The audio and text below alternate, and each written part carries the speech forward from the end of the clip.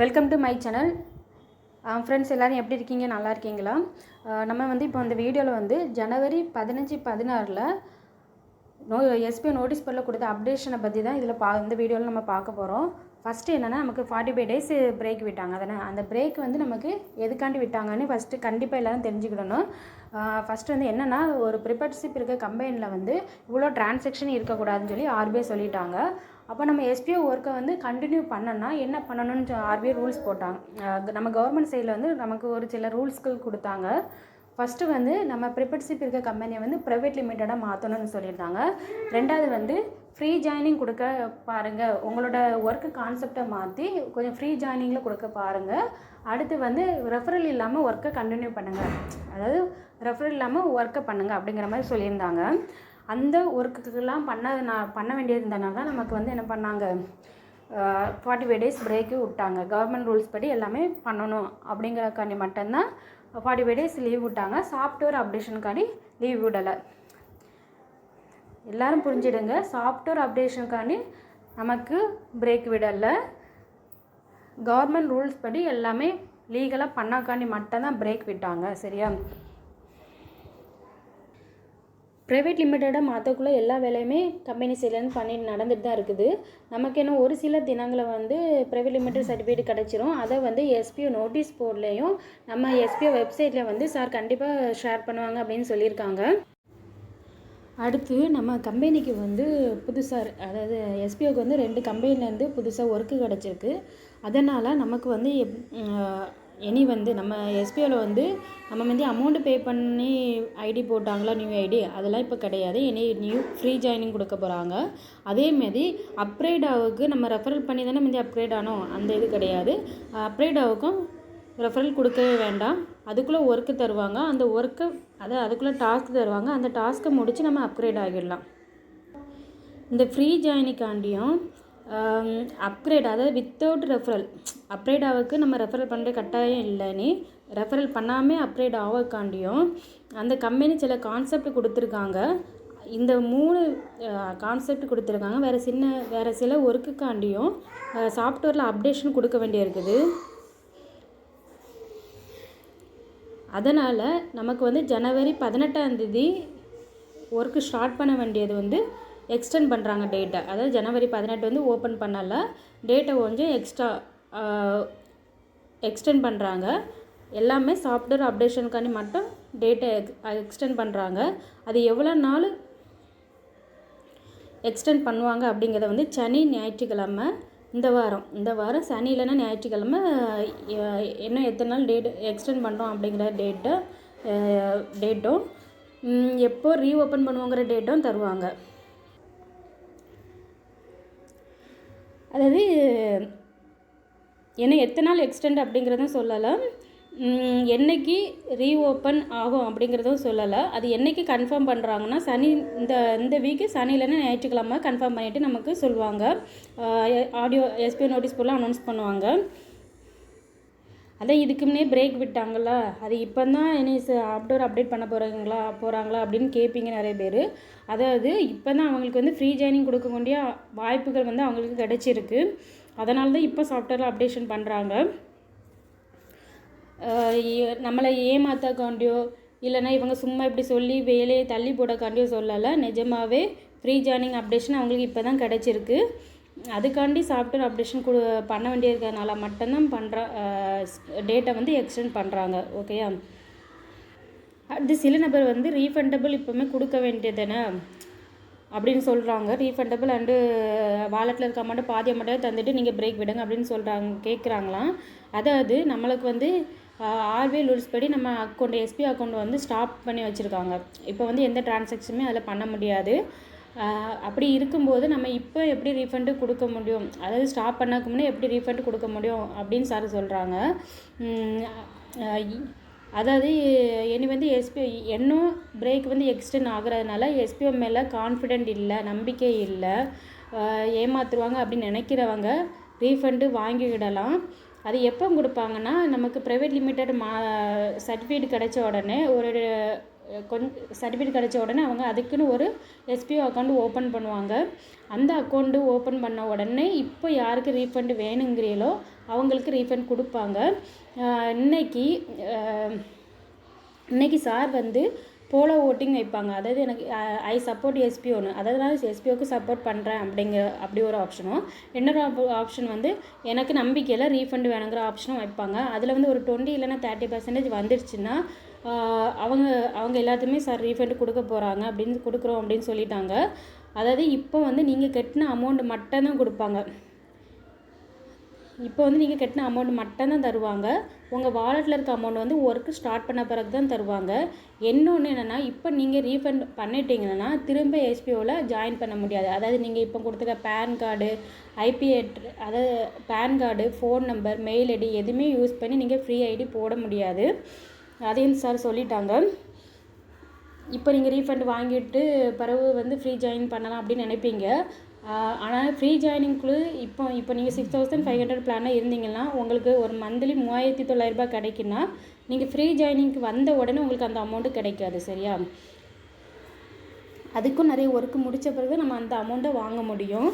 ஆனால் இப்போ நீங்கள் ரீஃபண்ட் வாங்கலைன்னா உங்களுக்கு இப்போவுமே அந்த அமௌண்ட்டு கிடைக்கிற மாதிரி ஒர்க் இருக்கும் அப்படின்னு சார் சொல்லியிருக்காங்க. ரீஃபண்ட் வாங்குறவங்க எதுக்கு வந்து திரும்ப வந்து எஸ்பிஐயில் ஜாயின் பண்ண முடியாதுன்னா, முந்தி வந்து இதுக்கு முன்னே ரீஃபண்ட் கொடுத்தாங்க, அவங்களுக்கு திரும்ப ஜாயின் பண்ணாங்க, சான்ஸ் கொடுத்துருந்தாங்க. அப்போ வந்து ஐபி அட்ரஸ் வந்து லாக் பண்ணுறது கிடையாது.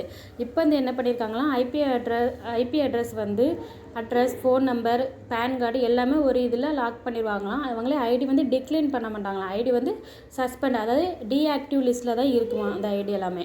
அதனால தான் ரீஃபண்ட் வாங்குறவங்க வந்து, அதாவது ரீஃபண்டுனா இப்போ சப்போர்ட் பண்ணலை அப்படின்னு சொல்லி எஸ்பிஓ மேலே நம்பிக்கையில் அப்படின்னு ரீஃபண்ட் வாங்குறவங்க வந்து திரும்ப எஸ்பிஓவில் ஜாயின் பண்ண முடியாது. அதையும் சொல்லியிருக்காங்க.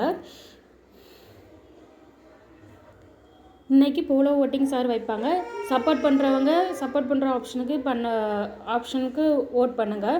இல்லை எனக்கு நம்பிக்கையில் அப்படிங்கிறவங்க நம்பிக்கையிலங்க ஆப்ஷனுக்கு ஓட் பண்ணுங்கள்.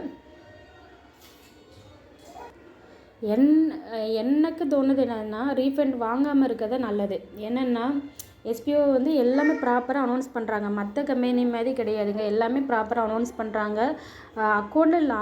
அக்கௌண்ட்டு வந்து ஸ்டாப் பண்ணி வச்சுருந்தப்போ கூட அவங்க வந்து ஒரு 31,000 பேருக்கு அமௌண்ட்டு போட வேண்டியதை ஆர்பிஐ சைடு பர்மிஷன் வாங்கி ஒரு 4 or 5 டேஸ்க்குள்ளே நமக்கு அமௌண்ட்டு போட்டு முடித்தாங்க. ப்ரூஃப் ஆஃப் எஸ்பிஓவில் போய் செக் பண்ணி பார்த்தா தெரியும். அதையும் பண்ணாங்க. இப்போது அது வர ரீஃபண்டும் தாரேன்னு சொல்கிறாங்க. அதாவது இப்போனா சப்போர்ட் எனக்கு நம்பிக்கையில் அப்படின்னு சொல்கிறவங்களுக்கு ரீஃபண்டும் தாரேன்னு சொல்கிறாங்க. எந்த கம்பெனியுமே இந்த மாதிரி யாருக்குமே இப்படி சொல்லாது. எந்த கம்பெனியுமே நான் ரீஃபண்டு தாரோம் அப்படிங்கிற மாதிரிலாம் சொல்லவே சொல்லாது. இவங்க சொல்கிறாங்க, இவங்களை நம்பலாம். ரீஃபண்டு வாங்காமல் இருந்தால் நமக்கு என்ன யூஸ்னால், நம்ம பிறகு ஒர்க்கும் பண்ணிக்கிடலாம், நம்ம எல்லாத்துக்கும் ரீஃபண்டும் தராங்க. அவங்களே நம்ம ஒர்க் பண்ணி அமௌண்ட் எடுக்க போகிறோம், நம்ம கட்டின அமௌண்ட்டும் கூட அவங்க பிறகு ரீஃபண்டு தர தான் போகிறாங்க. அதுக்கு நம்ம இப்போ ரீஃபண்டு வாங்காமல் இருக்கிறது தான் நல்லது, ஒர்க்கை கண்டினியூ பண்ணுறது தான் நல்லதுன்னு நான் சொல்கிறேன். உங்களுக்கு என்ன தோணுதோ அதை நீங்கள் செய்யுங்க.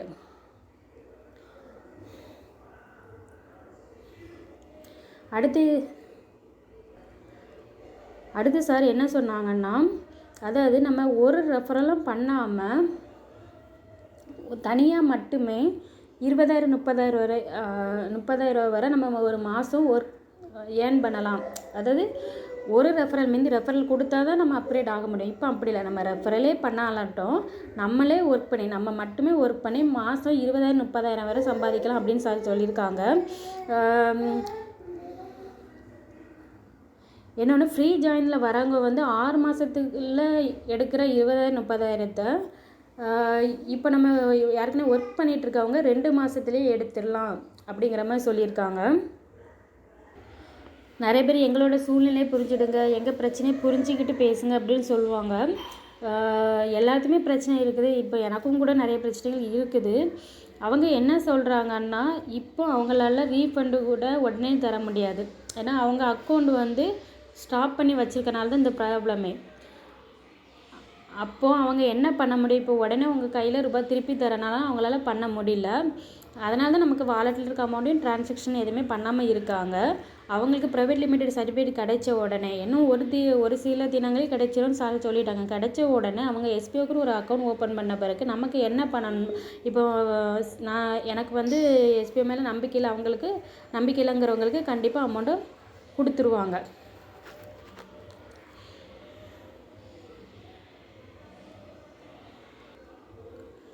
அவங்களோட அக்கௌண்ட்டு ஸ்டாப்பில் இருக்கிறதுனால மட்டும்தான் அவங்களால எதுவுமே பண்ண முடியாமல் இருக்குது. அவங்க மக்களோட கஷ்டத்தை புரிஞ்சிக்காமல் இல்லை, நாங்கள் எல்லார் கஷ்டத்தையும் புரிஞ்சிக்கிட்டு தான் இருக்கோம் அப்படின்னு சார் சொல்கிறாங்க.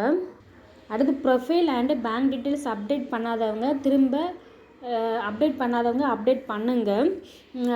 யாருக்காவது பண்ணலை அப்படிங்கிற டவுட் இருந்தால் வியூ பேங்க் டீட்டெயில்ஸ் போய் அப்டேட் பண்ணியிருக்கீங்களான்னு செக் பண்ணுங்கள். அதேமாதிரி ப்ரொஃபைலில் போய் அப்டேட் பண்ணிட்டீங்களான்னு செக் பண்ணுங்கள். ப்ரொஃபைலில் நீங்கள் ஏற்கனவே கொடுத்த டீட்டெயில்ஸ் இருந்து கீழே சப்மிட்னு ஒரு ஆப்ஷன் இருந்தால் கண்டிப்பாக ஒரு டைம் சப்மிட் ஆப்ஷனை கிளிக் பண்ணுங்கள். சரியா?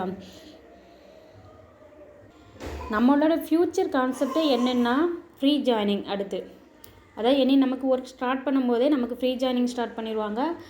அப்கிரேட் ஆகிறதுக்கு யாரையும் ரெஃபர் பண்ணணும்னு அவசியம் இல்லை. அவங்க கொடுக்குற டாஸ்க்கை முடிச்சே நம்ம அப்கிரேட் ஆகிடலாம். நிறைய கான்செப்ட் புதுசாக கொண்டு வராங்கன்னு சொல்லியிருக்காங்க. அடுத்து ரீஃபண்டு, இப்போ அமௌண்ட் பே பண்ணி ஜாயின் பண்ணவங்களுக்கும் ரீஃபண்ட் கொடுக்குறதா சொல்லியிருக்காங்க. அது சில டேர்ம் அண்ட் கண்டிஷன் வச்சு கொடுப்போம் அப்படிங்கிற மாதிரி சார் சொல்லியிருக்காங்க. சரி, ஃப்யூச்சர் கான்செப்ட்டு நிறைய ஒர்க்கு அப்டேஷன் அப்படின்னு சொல்லும்போது உங்களுக்கு வந்து ஒருவேளை ஒர்க்கு ரொம்ப அதிகமாக இருக்குமோ இல்லை கஷ்டமாக இருக்குமோ அப்படின்னு நீங்கள் நினைக்கண்டாம் அப்படின்னு சொல்லியிருக்காங்க. நமக்கு எப்பவும் போல் ஒர்க் நமக்கு ஈஸியாக தான் தருவோம் அப்படின்னு சொல்லியிருக்காங்க. இதுக்கு முன்னாடி அவங்க ஸ்டாப் பண்ணதெல்லாம் சாஃப்ட்வேர் அப்டேஷனுக்காண்டி மட்டும் தான் ஸ்டாப் பண்ணியிருந்தாங்க.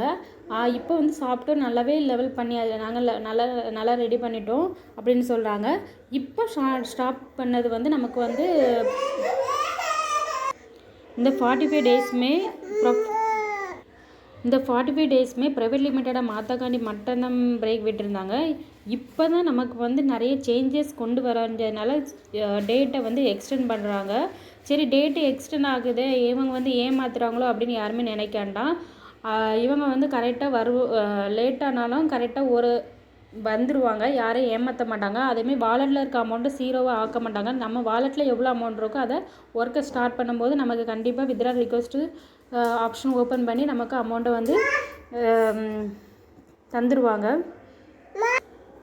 அடுத்து ஃப்யூச்சர் கான்செப்ட் வரும்போது நமக்கு இப்போ டாஸ்க் வாலெட்டு போனஸ் வாலெட்டில் இருக்க அமௌண்ட் நம்ம அப்ளிகேட் வாலெட்டுக்கு மாற்றுறோம். அதுக்கப்புறம் அவங்க வித்ட்ரா ரிக்வெஸ்ட் எப்போ ஓப்பன் பண்ணுறாங்களோ அப்போ தான் நமக்கு கொடுக்க முடியுது அதானே.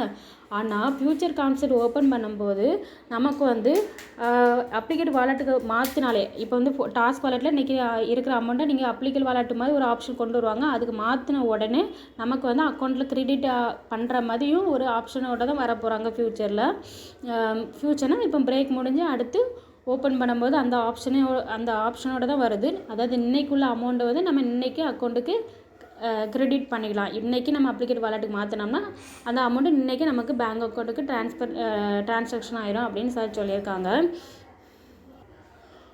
அக்டோபர் மந்தில் ஜாயின் பண்ணவங்களுக்கு ரொம்பவே பயமாக இருக்கும். யாருமே பயப்படாதுங்க.